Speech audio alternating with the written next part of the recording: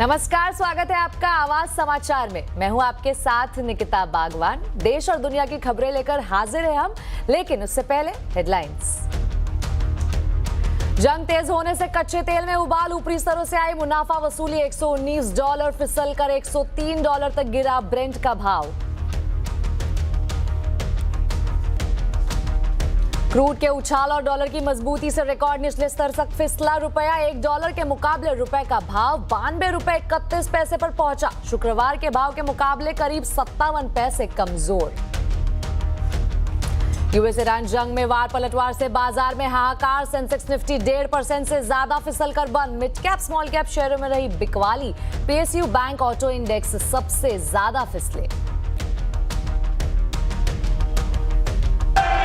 Honorable Prime Minister continues to closely monitor developments, emerging developments, and relevant ministries are coordinating to ensure effective response. Paschim Asia संकट पर विदेश मंत्री S Jaishankar ने संसद में रखा सरकार का पक्ष। कहा, भारतीय नागरिक पूरी तरह सुरक्षित। हालात पर पीएम खुद रख रहे हैं नजर। ईरान को लेकर सरकार के रवैये के खिलाफ विपक्ष का प्रदर्शन। ईरान को मिला नया सुप्रीम लीडर। अली खामेनेई के बेटे मोस्तबा को मिली कमान, लेकिन अमेरिका को नहीं है मंजूर। ट्रंप बोले, मेरी मंजूरी के बिना ज्यादा दिन नहीं टिक पाएगा। इजराइल की भी खुली धमकी, खामेनेई जैसा होगा हश्र। यूएस ईरान युद्ध से संकट में केमिकल इंडस्ट्री। सप्लाई में कमी के चलते बढ़ी गैस की कीमतें। रॉ मटेरियल भी हुआ महंगा। गुजरात की कई फैक्ट्रियां प्रोडक्शन घटाने पर मजबूर। युद्ध लंबा चला तो गहराएगा संकट। टीम इंडिया की T20 वर्ल्ड कप में ऐतिहासिक जीत पर पूरे देश में जश्न का माहौल। संसद में भी दी गई टीम इंडिया को बधाई। अब फैंस को विक्ट्री परेड का इंतजार।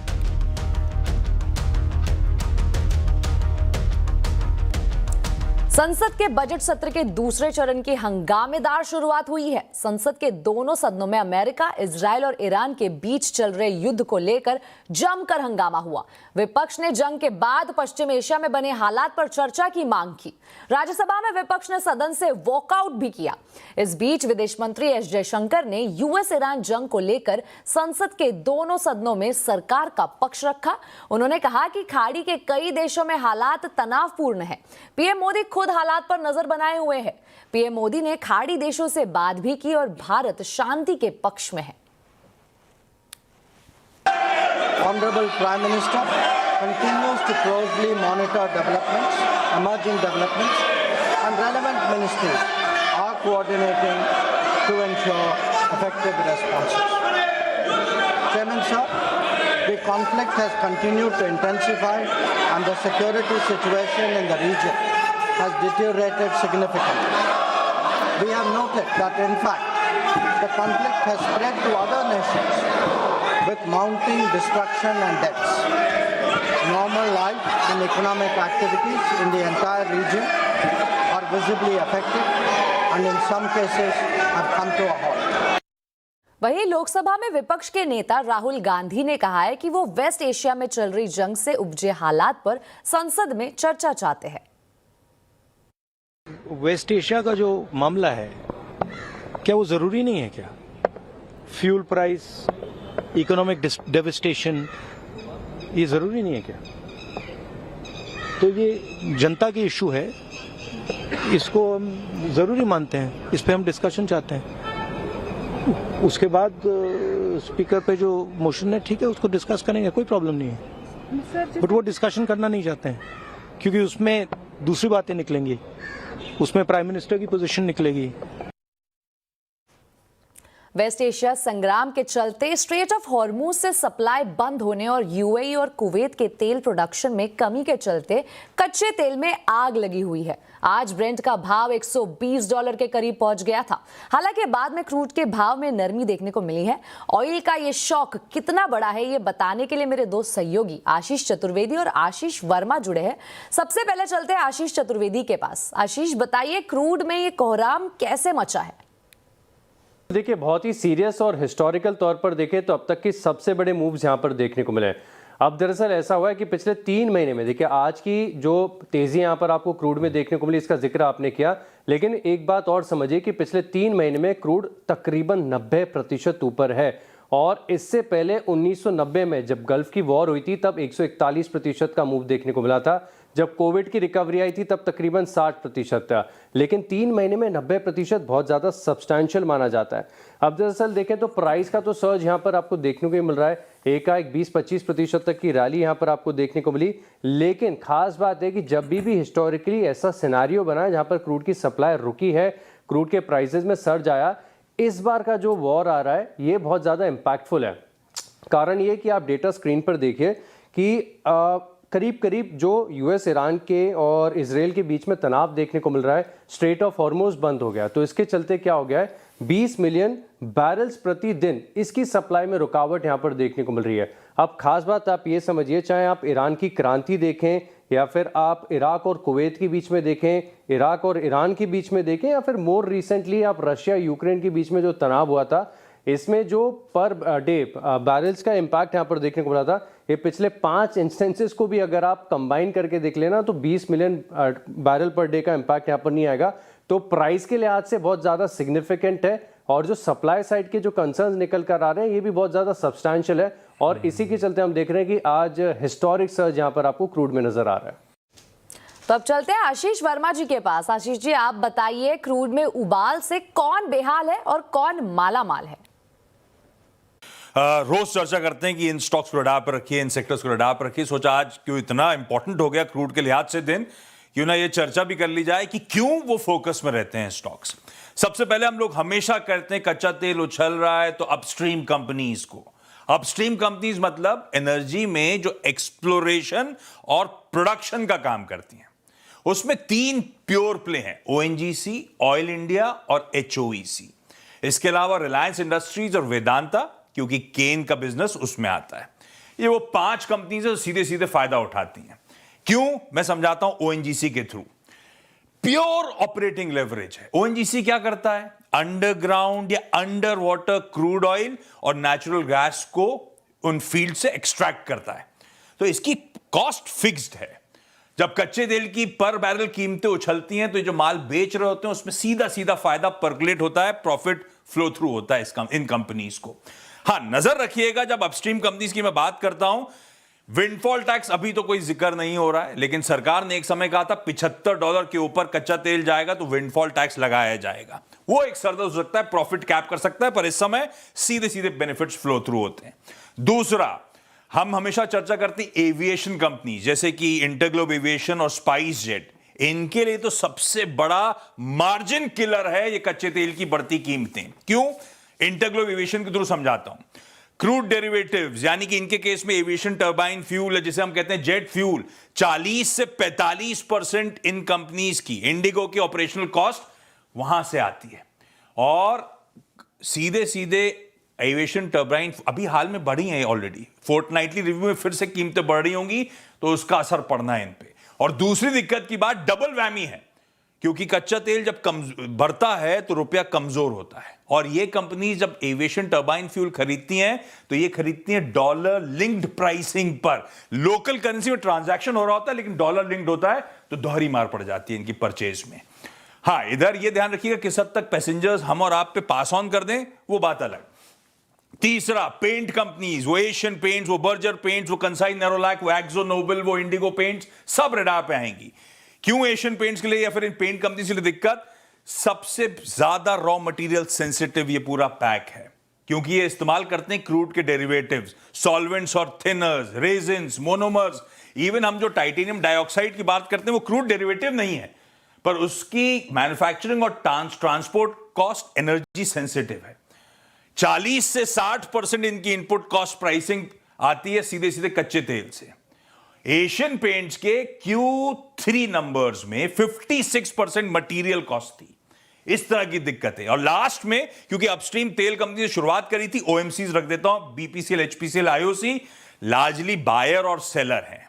मिसमैच हो जाता है, इनपुट कॉस्ट महंगी हो जाती है और ये जो रिटेल करते हैं वहां पे हर्ट शुरू हो जाता है, क्योंकि इनके लिए प्रॉब्लम ये है कि प्राइसिंग कहने के लिए डीरेगुलेटेड, और हमारा आप जानते हैं सच्चाई क्या है। तो मामला गड़बड़ा जाता है। हालांकि इनके बिजनेस में ध्यान रखिए, इनको इन्वेंट्री गेन्स हो रहे होते हैं, ये रिफाइनिंग भी कर रहे होते हैं, तो सीधे सीधे गणित करना मुश्किल है, लेकिन बड़ा धंधा जो है खासा इंपैक्ट होता है, इसीलिए तमाम कंपनीज रडार पे रहती हैं। चलिए, आप दोनों का बहुत बहुत शुक्रिया इस पूरी जानकारी के लिए। खराब ग्लोबल संकेतों और कच्चे तेल में उबाल से आज बाजार में हाहाकार मच गया। हालांकि बाद में बाजार में रिकवरी देखने को मिली। सेंसेक्स निफ्टी में 1.5% से ज्यादा गिरावट रही है। आज बाजार में कैसे रहा है कारोबार, पूरी डिटेल बता रहे हैं आशीष चतुर्वेदी। देखिए, बड़ी गिरावट के साथ मार्केट में शुरुआत हुई थी क्योंकि ग्लोबल संकेत बड़े कमजोर थे और क्रूड में एकाएक बड़ा मूव देखने को मिला। लेकिन अगर आप इंडेक्स को देखें, चाहे सेंसेक्स है, Nifty bank, mid cap, small cap, सब में जरूर गिरावट थी, लेकिन ऑफ लोज रिकवरी पर भी आपको फोकस करना चाहिए। देख लेते हैं कि निफ्टी के कौन से स्टॉक्स हैं जहां पर सबसे ज्यादा आपको बस देखने को मिला। तो गेनर्स की बात करें तो विप्रो, रिलायंस, अपोलो हॉस्पिटल और इन्फी, इनमें बढ़त है, लेकिन मामूली सी बढ़त यहां पर देखने को मिली। गिरने वाले शेयरों की संख्या अगर आप देखें तो काफी ज्यादा मार्केट में, ऐसे में मारुति, आयशर, अल्ट्राटेक, टाटा मोटर्स, पीवी, इन स्टॉक्स में देखें तो बड़ा कट नजर आया।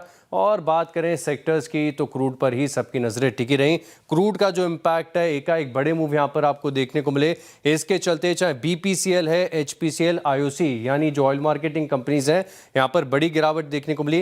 इंटरग्लोब एविएशन दिन के दौरान 7-8% तक करेक्ट हुआ, हालांकि बाद इसमें भी थोड़ी सी रिकवरी और 4% की गिरावट के साथ क्लोजिंग देखने को मिली। बढ़ते हैं अगली खबर की ओर। ईरान के खिलाफ अमेरिका इजराइल की जंग को 10 दिन पूरे हो गए हैं और अभी तक ये साफ नहीं है कि पलड़ा किस ओर का भारी है। अमेरिका और इजराइल के हमलों का ईरान जवाब दे रहा है। इन हमलों में कई एयरपोर्ट तबाह हो गए तो कई ऑयल कंपनियों के गोदाम आग में जलकर खाक हो गए। पूरा आसमान मिसाइलों से पट गया है और लोग धमाकों के शोर के खौफ में जीने को मजबूर है। इधर इजराइल ने ईरान पर हमले और तेज कर दिए हैं। इजराइल ने ईरानी इंटरनल सिक्योरिटी कमांड सेंटर पर हमले किए हैं। वहीं दूसरी तरफ ईरान के नए सुप्रीम लीडर को चुन लिया गया है। अब युद्ध को लेकर सारे अहम फैसले खामेनेई के बेटे मोस्तफा खामेनेई लेंगे। हालांकि अमेरिका ने उन्हें नया सुप्रीम लीडर मानने से इनकार किया है। तेल अवीव से युद्ध से संबंधित लेटेस्ट अपडेट दे रहे संवाददाता संजय सूरी। तो मुस्तफा खमेनी जो कि अयतुल्ला खमेनी के पुत्र हैं, उनको अब नया नेता नियुक्त किया गया है। कोई आश्चर्य की बात नहीं थी, सब मान रहे थे कि ऐसा ही निर्णय लिया जाएगा। देखने की बात सबसे अहम तो ये है कि कब तक वो रह पाते हैं, वो अपनी जान बचा पाते हैं या नहीं, या उनके इर्द गिर्द जो सुरक्षा के संबंध है वो उनकी जान बचा पाते हैं या नहीं। याद रहे, ट्रंप का कहना है कि अगर उनकी चॉइस का नेता ना आया ईरान में तो वो ज्यादा देर टिकेगा नहीं, मार डालेंगे उसे। तो ये एक थ्रेट जो है बिल्कुल मंडरा रहा है मुस्तफा खमेनी के सर पर और बल्कि सारी रेजिम के सर पर, क्योंकि ये सिर्फ एक खमेनी की बात नहीं है। अगर इन्हें भी कुछ हो जाता है, इनकी भी असैसिनेशन हो जाती है, हत्या हो जाती है, तो सारे ईरान के रेजिम पर भरोसा हट जाएगा। लोग तो यही कहेंगे कि ये जो सरकार अपने आप को नहीं बचा पाती, मुल्क को क्या बचाएगी। तो सबसे पहले तो ये सवाल है कि ये जीवित रह पाते हैं या नहीं, और वो होता है तो आगे इनकी क्या दिशा रहेगी, किस ओर ये ले जाएंगे देश को।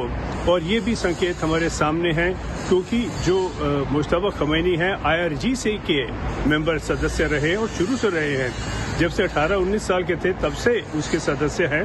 और कई जो प्रोटेस्ट हुए, जो लोगों ने कोशिश की कि सरकार को हटाया जाए, इसे बदला जाए, उसमें उन्होंने बहुत अहम रोल प्ले किया। तो हार्डलाइनर इन्हें कहा जा सकता है और इसी दिशा में ले जा रहे हैं। तो लोग जो कह रहे थे कि शायद ईरान झुक जाएगा, सरेंडर कर जाएगा और हाथ जोड़ देंगे, ट्रंप के आगे घुटने टेक देंगे, ऐसा कोई संकेत नहीं है, क्योंकि ये एक पक्का नेता है और एक रेजिम का पक्का इरादा है कि इसी नीति को अपनाया जाए तो आगे टक्कर चलती रहेगी। और आवाज अड्डा में भी हम आज उसी पर चर्चा कर रहे हैं, कब थमेगा युद्ध। जरूर देखिए शाम 7:57 पर।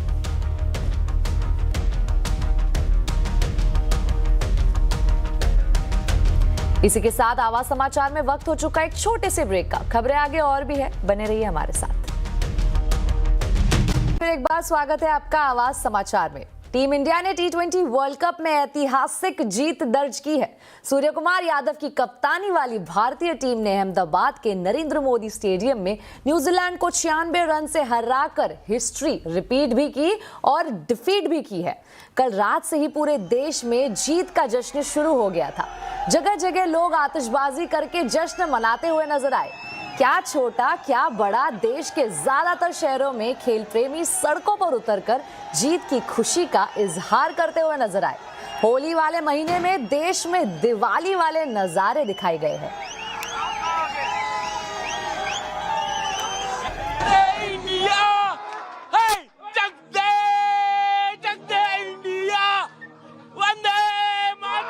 हमारे बल्लेबाज, हमारे गेंदबाज सबने बहुत अच्छा काम किया है, हमारे देश का नाम रोशन किया है। बहुत बहुत मुबारक हो सबको। Very convincing victory by India. मजा आ गया देख के। आज हिस्टोरिकल मैच हुआ और टीम इंडिया ने फाइनली ये ट्रॉफी ये नरेंद्र मोदी स्टेडियम में विक्ट्री लैप हो गया है और Hindustan T20 world cup repeat कर दिया है 24 का। इंडिया जो है T20 हमारी हर बार जीती है और इंडिया पे हमें गर्व है और इसी तरह वर्ल्ड कप भी जीतेगी 2029। भारत माता की। भारत के सभी प्लेयरों ने, बैट्समैनों ने, बॉलरों ने अपनी बखूबी जिम्मेदारी निभाई है और एकदम तूफान मचा के रख दिया है।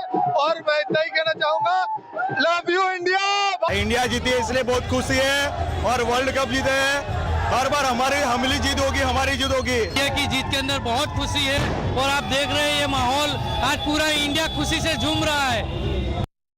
इधर संसद में भी टीम इंडिया को शानदार जीत की बधाई दी गई। पीठासीन अधिकारी जगदंबिका पाल ने कहा कि भारत की जीत से पूरे देश में जश्न का माहौल है।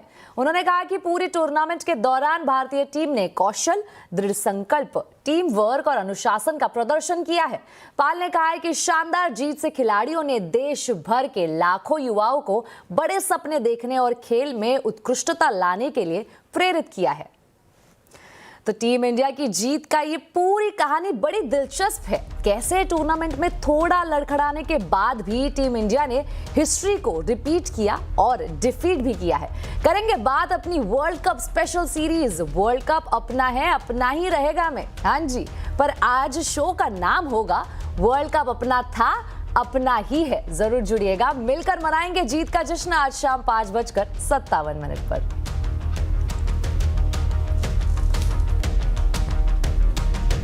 आवाज समाचार में अभी के लिए इतना ही। आप देखते रहे CNBC आवाज और अपडेटेड रहे खबरों पर हमारे सोशल मीडिया हैंडल्स के जरिए। नमस्कार।